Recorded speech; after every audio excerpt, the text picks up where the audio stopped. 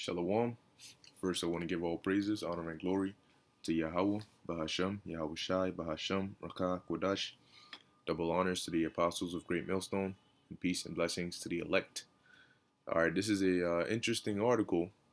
All right, as you can see, it says mysterious object almost collides with jet on approach to UK airport. Shocking report finds pilots had no time to act. And as we read through the article, it'll tell you how the pilots described it, and from that description is we basically know that it was a chariot. Okay, now I'll read it real quick, man. But that's that's interesting, man. All right, like it says, no time to act, man, and even just from this alone, you can tell, man, how this war in heaven. All right, the prophecy in Revelation 12, I believe is 12:7, how it's gonna go. Also, Second Ezra 13. The man, this place is just finished. And when Yahweh Shai comes with them angels, man, it says a terrifying new report has revealed that a Boeing 737 passenger jet came seconds from disaster during a close call with an unidentified flying object as the plane was preparing to land at a UK airport. The just released report into the incident, which took place on September 1st at Leeds Bradford Airport, reveals that an unknown luminous object came within 3 meters or 10 feet of the plane as it prepared to touch down. Okay? And that's how they would discuss. When you look up the word luminous, all right, it says here, full of or shedding light, bright or shining, especially in the dark. Okay, very bright. Now, I'll give you an example of what a luminous object will look like. Okay, especially a flying, unidentified luminous object. I uploaded a video yesterday. Um, right here. Okay, this is an example of a luminous object. All right, for those who haven't seen it, right there.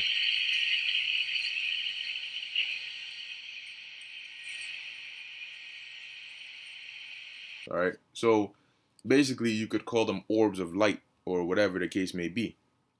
All right.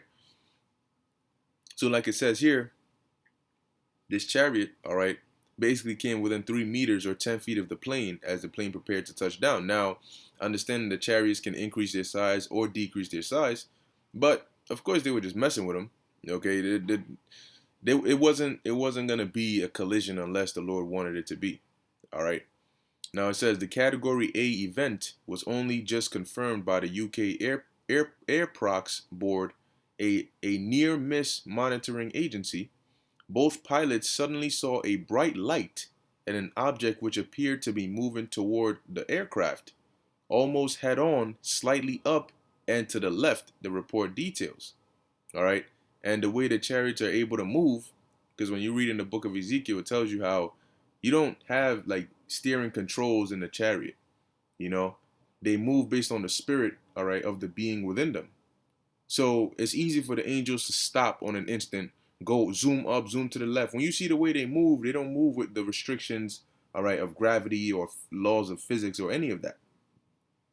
And like it says here, the object appeared without warning and there was no time to act. Okay? So that's how either how fast they pulled up or how, sometimes it looks like they just disappear and reappear. Okay?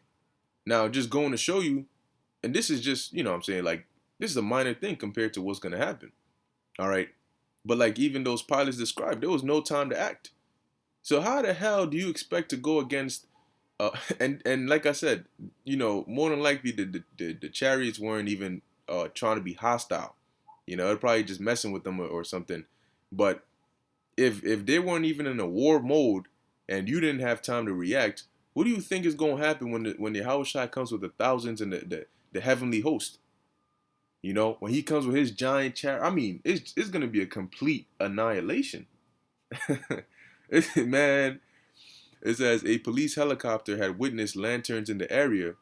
However, neither of the pilots believed what they saw was a lantern, according to the air safety board. Yeah, because they try to do damage control. Oh well, there were lanterns. They try to insinuate that it could have possibly been. It wasn't no damn lantern, bro. Even the pilots themselves saw what they saw, and they described it. It says investigators found that a definite risk of collision had existed, but thankfully disaster was avoided. That was because the angels weren't there to do that. All right, they weren't there to collide with that passenger, jet. Had they been, the jet would have been destroyed. It says another near collision event occurred just 3 days prior when a drone came within 3 feet of an Airbus A320 passenger jet with the 186 passengers on board. Now notice how they throw this in there, right? Because then it starts to, lead the person who's reading, if they're not learned, it'll lead their mind to say, oh, well, I mean, something similar happened with a drone, so this might have possibly been a drone. No, because pilots who are familiar with flying and so on and so forth, I mean, anybody knows what a drone looks like. Okay, you should be able to describe a drone if you saw a drone. All right, and if a drone pulled up on you that fast, you would know. Drones don't move that fast to where you don't have time to react. And as they described it as a luminous object, an unidentified flying object. Okay, aka a chariot, man. Because we're nearing that time, and that's why you're seeing these chariots more and more, and there are more and more encounters of them. Okay, now let's get a quick precept. Okay, because according to prophecy, man, the day Yahushua makes his return is gonna be a heavy day, man. All right, the world is gonna see something that they've never seen before. All right, and even for us, it's gonna be insane, even though we expect it.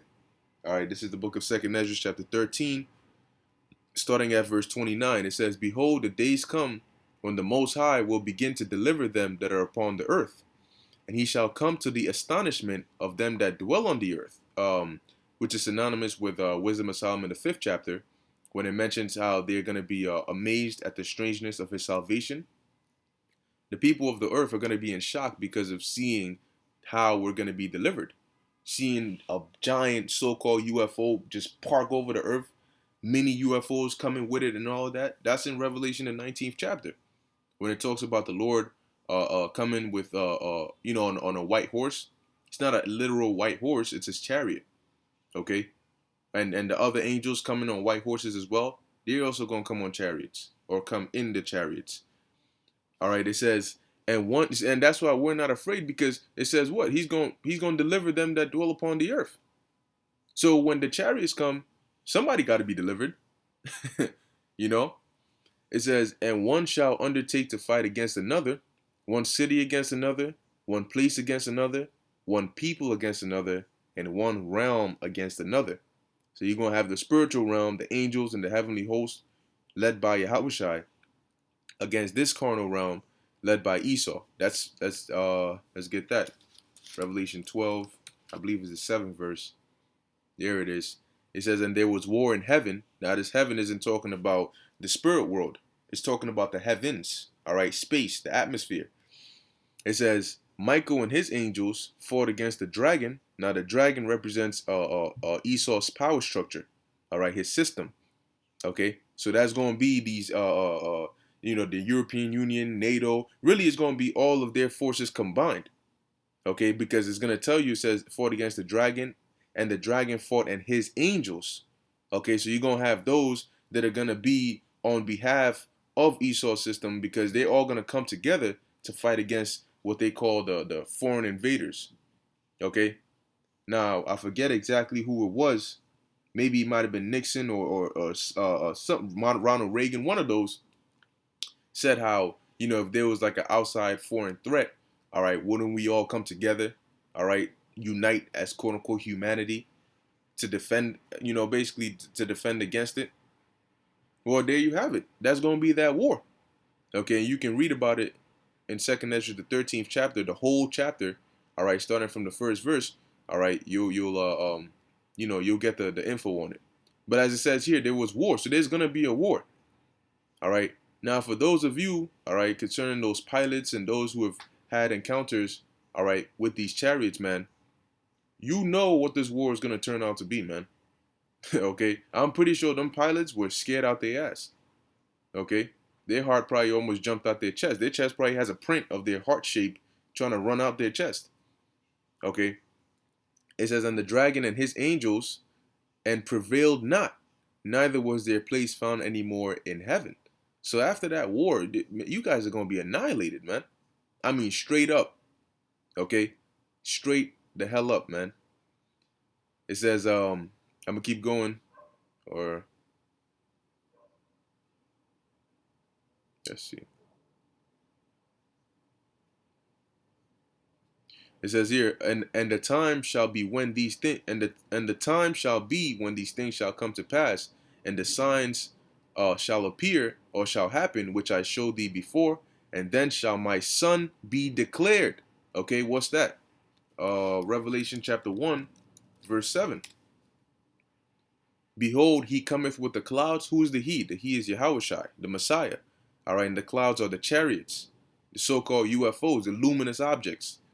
And every eye shall see him, because his chariot is going to be super huge, and they also which pierced him, which proves reincarnation, because those that pierced the Lord, they pierced him 2,000 years ago. So how are they going to see him when he comes back and makes his return? They're going to have to be here on the earth to see that, man. But wait, I thought they would be burning in hell somewhere. Hell don't exist, man. It says, and all kindreds of the earth shall wail because of him, even so Amun. We're not going to be wailing, though. We're going to be joyous, man. Okay, of course, we're going to be in fear, but we're going to be joyous.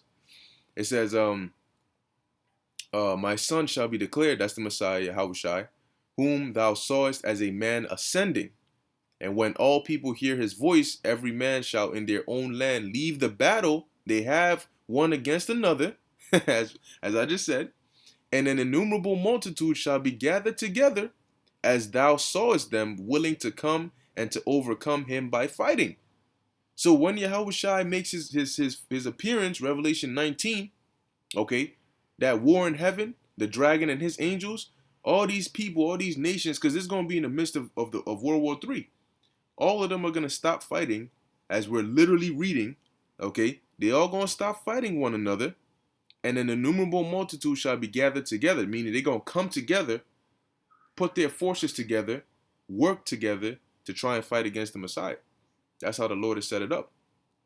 Okay?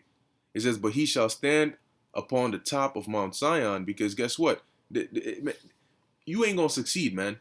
Are you gonna fight against the son of the Creator? You're going to fight against the Messiah, really? Like, really? It says, and Zion shall come, and shall be showed to all men, being prepared and builded, like as thou sawest the hill graven without hands. And this my son shall rebuke the wicked inventions of those nations, which for their wicked life are fallen into the tempest, and shall lay before them their evil thoughts and the torments wherewith they shall begin to be tormented, which are like unto a flame, and he shall destroy them without labor by the law which is like unto me. Why? Because when he comes, when you read up a bit, it says here, and whereas thou sawest that out of his mouth there came a blast of wind and fire and storm, and that he held neither sword nor any instrument of war. Okay? Because he's not, when Yahushua comes and takes this place down, he ain't gonna be sweating. Okay? It's gonna be easy, man. It's gonna be light work. Okay? But this is the prophecy that's coming to be fulfilled, man. And this is just a glimpse of that. Okay, a chariot near almost collided with a jet. That's just a little glimpse of that, man. But what this world is about to see, look at that. UFO near miss. All right. What this world is about to see, man, is never going to forget. Okay. So with that, I hope you were edified. In closing, I want to give all praises, honor, and glory to Yahweh, Bahashem, Yahushai, Bahashem, Rakak, Wadash. Until next time, Shalom.